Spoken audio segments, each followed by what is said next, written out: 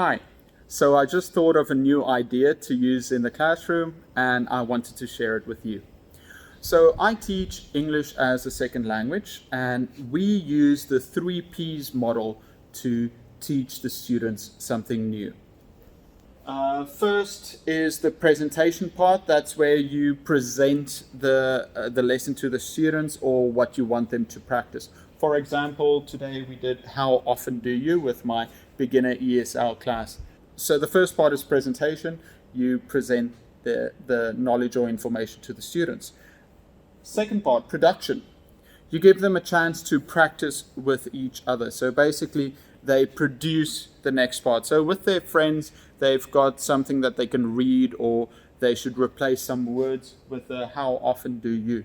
How often do you brush your teeth? How often do you meet your grandparents? How often do you go skiing? Things like that. And then the third part is practice. Practice is they have to practice the new grammar. And usually if you've got a large class, it's difficult to go group by group and say, okay, you two do this conversation, okay, you two do it, you two, because it takes up too much time and the rest of the class is kind of bored. So you've got to pick a team to do it. What I do is, it depends. It's all about time management. I see how much time do I have to practice before I have to move on to whatever next I have to teach them. So I look at the class and I usually tell them to play rock, scissors, paper. So if there are 6 groups, I would say, okay, rock, scissors, paper, so there are only 2 groups. And that's fine, it's fun, but I thought of something else.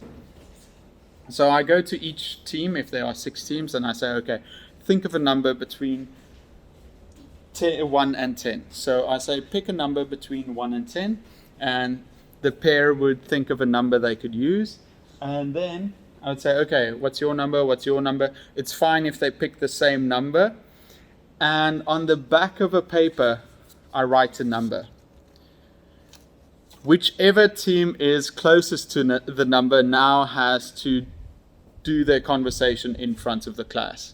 And I thought that's a fun way to pick a group of students to do it. I think this is very important in our classrooms because you want to see that the students are actually able to do it.